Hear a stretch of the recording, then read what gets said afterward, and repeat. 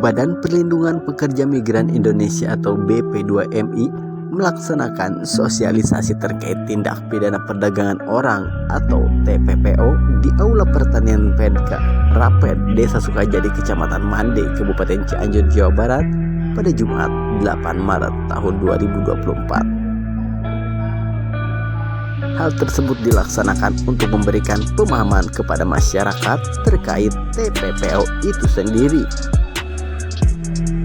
Pada kesempatan itu, hadir Kepala BP2MI yang diwakili oleh Direktur BP2MI Anas, pemerintahan Kabupaten Cianjur, Camat Mande, para kepala desa, tokoh masyarakat, serta unsur lainnya. Menurut Anas membenarkan bahwa apa yang diselenggarakan pihak pemerintah terkait TPPO tersebut akan terus dilakukan sebagai upaya agar masyarakat lebih mengetahui mana yang menjadi pahlawan devisa secara ilegal dan legal. Dan perlindungan pekerja migran Indonesia khususnya untuk memberikan pengetahuan kepada masyarakat agar masyarakat tahu terkait dengan keberangkatan pekerja migran Indonesia yang akan bekerja ke luar negeri. Sejauh ini pemberangkatan yang unprocedural itu menurut informasi sudah berapa banyak Pak di Kabupaten Cianjur sendiri Pak? Kalau dari data di Kabupaten Cianjur tidak kelihatan karena yang namanya penempatan ilegal itu karena tidak data dalam database. Kalau kita memiliki database namanya Sisco B2M, semua pekerja migran yang resmi terdata dengan baik. Tapi yang tidak resmi jumlahnya cukup besar. Kalau se-Indonesia saja dari data World Bank itu ada 9 juta mereka bekerja ke luar negeri, itu 5 juta lebih itu adalah mereka pekerjaan migran. Kemana aja sih Pak yang dilarang, yang tidak diperbolehkan itu kemana aja sih? Untuk negara-negara yang sekarang ini dalam penempatan pekerja migran khususnya pada pengguna perseorangan itu khususnya di Timur Tengah. Dari semua negara Timur Tengah kita tidak membolehkan untuk berangkat pada pekerja perseorangan. Tapi ada kriteria tertentu nggak ke Timur Tengah tapi ilegal? Ada nggak legal? Tapi legal maksudnya ada nggak? Kalau yang legal tentu ada beberapa catatan kita. Banyak sekali kalau legal masih diperkenankan karena di beberapa jabatan di Timur Tengah cukup banyak sebenarnya yang bisa ditempuh masyarakat untuk bisa diikuti untuk bekerja ke luar negeri secara legal. Perbedaannya legal sama unprocedural atau ilegal itu seperti apa Pak? Yang pertama tentu kalau legal terdata di kita melalui proses yang benar, memenuhi standar dokumen yang benar, tentu dilengkapi dengan kompetensi yang semestinya. Sedangkan ilegal adalah mereka bekerja secara unprocedural, tidak terdata dalam pemerintah, mereka dimobilisasi orang lain ataupun mereka bekerja tanpa dokumen. Yang itu berisiko sangat dan itu jelas melanggar hukum ya Pak?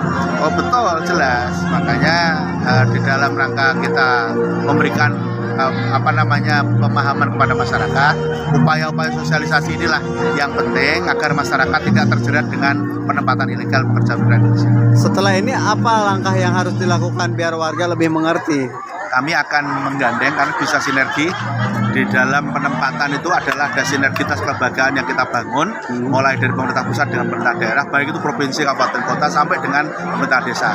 Karena ada amanat di pemerintah di undang-undang sampai ke pemerintah desa. Ada PT yang legal nggak Pak sebenarnya? Ada banyak, 300-an ada perusahaan yang penempatannya bisa pekerja legal. Kalau warga yang ingin bekerja ke Timur Tengah dengan cara legal itu seperti apa sih prosesnya Pak? Tentu setelah mengetahui dengan informasi peluang kerja di luar negeri, mereka mendaftar di Dinas Kabupaten Kota. Diawali itu dengan melengkapi seluruh dokumen yang dipersyaratkan sesuai dengan Undang-Undang Pasal 5 dan Pasal 15. Kalau terkait uang fit sendiri itu legal atau ilegal Pak? Kalau di dalam aturan ketenagakerjaan tidak ada namanya uang fit sebenarnya. Oh berarti yang ada uang fit itu ilegal ya Pak ya? Ilegal. Pak, ada PT apa aja sih yang kerjasama dengan pemerintah yang kaitan dengan pemberangkatan legal Pak? Cukup banyak sebenarnya, kita bisa dilihat database di Kementerian Ketenagakerjaan atau yang kita pasang di web BP2MI terkait dengan perusahaan-perusahaan yang resmi yang mereka terdata sesuai dengan yang memiliki namanya SIP P3M. Perbedaan antara legal dan ilegal secara garis besar masyarakat umum biar mudah mengenali apa sih Pak? ya tentu terdata dan tidak terdata. Oh gitu.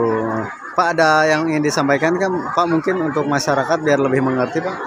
Baik kepada masyarakat seluruh khususnya di seluruh Indonesia, khususnya di wilayah Cianjur dan khususnya juga di Kecamatan Mande agar waspada terkait dengan penempatan ke luar negeri. Harus memahami prosedur yang benar, melengkapi dengan dokumen yang benar, dilengkapi dengan kompetensi bekerja baik itu komersil bahasa maupun komersil kami. Insya Allah bisa bekerja. Untuk suami sendiri yang mengizinkan itu terjerat hukum nggak Pak?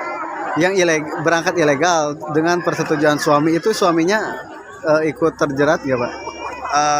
Izin adalah bagian dari syarat. Jadi izin suami, istri maupun orang tua adalah bagian syarat untuk bekerja secara legal.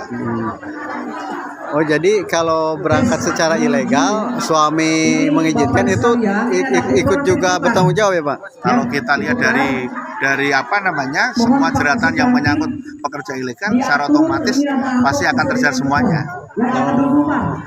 Itu harus apa yang harus dilakukan masyarakat Pak?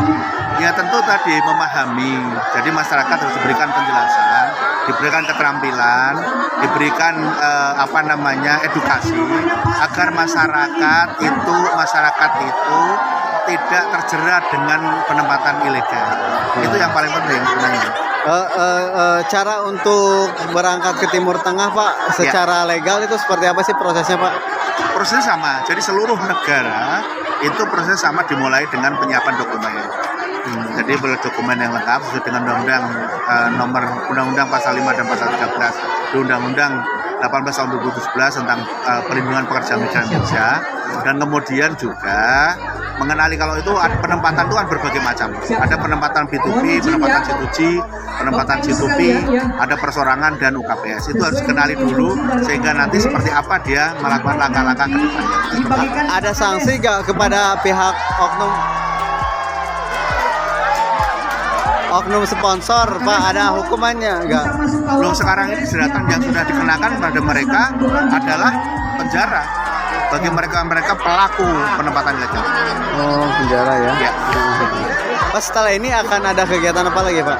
Kita selalu kegiatan terus menerus. Untuk kegiatan tidak hanya hari ini saja, tapi kegiatan masyarakat informasi ataupun sosialisasi pada masyarakat kita gunakan semaksimal mungkin agar masyarakat memahami prosedur yang benar menjadi pekerja migran Indonesia yang legal. Artinya kegiatan ini dalam rangka mencegah terjadinya TPPO ya Pak? Betul. Betul. Ini diselenggarakan oleh siapa Pak? Penjelasan kita dari BP2MI. BP2MI ya. Ya Bapak dengan siapa sebagai apa Pak? Ya, saya Anas, Direktur Penempatan Non Pemerintah Kawasan Eropa dan Pemerintah BP2MI. Sementara Camat Mande Haji Epi Rusmana mengatakan bahwa pihaknya sangat berterima kasih atas sosialisasi yang dilaksanakan oleh BP2MI terkait tindak pidana perdagangan orang. Terima kasih. Alhamdulillah pada saat ini kita melaksanakan sosialisasi tentang TPPO.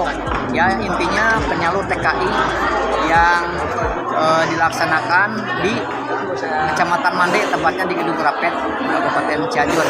Alhamdulillah kami ucapkan terima kasih kepada tim, salah satunya dari sahabat polisi pusat, Pak Pondak yang telah memfasilitasi terkait sosialisasi ini. Karena ini penting sekali bagi warga kami supaya masyarakat mengetahui ya, jangan sampai nanti ada yang kurang jelas diiming-iming oleh oknum mungkin ya, sehingga berangkat padahal itu tidak sesuai itu mungkin ya. Sosialisasi penempatan dan Tadi apa aja Pak yang disampaikan Pak?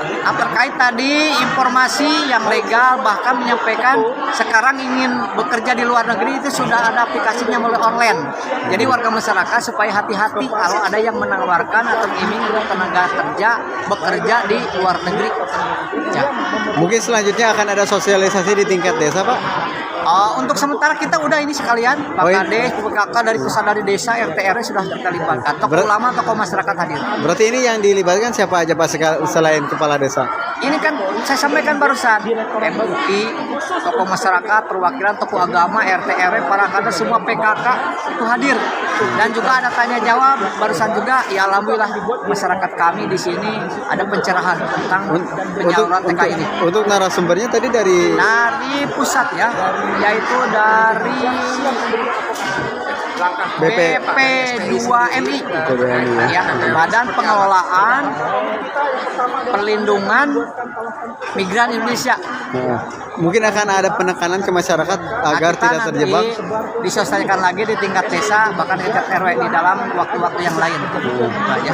Tapi akan ada mungkin ada pesan yang disampaikan biar masyarakat tidak masuk dalam TPPO ini, Pak. Intinya kami sampaikan kepada warga masyarakat, hati-hati kalau memang ingin bekerja ke luar negeri. Pemerintah sudah ada datanya, informasi yang dikeluarkan. Tapi ada juga yang cara legal ya, Pak. Saya kurang tahu, mungkin ada lah, tapi saya tidak tahu persis gitu ya. Nah, ini baru hari ini ya, baru Baru hari ini, mungkin di Cianjur dilaksanakan di Kecamatan Made.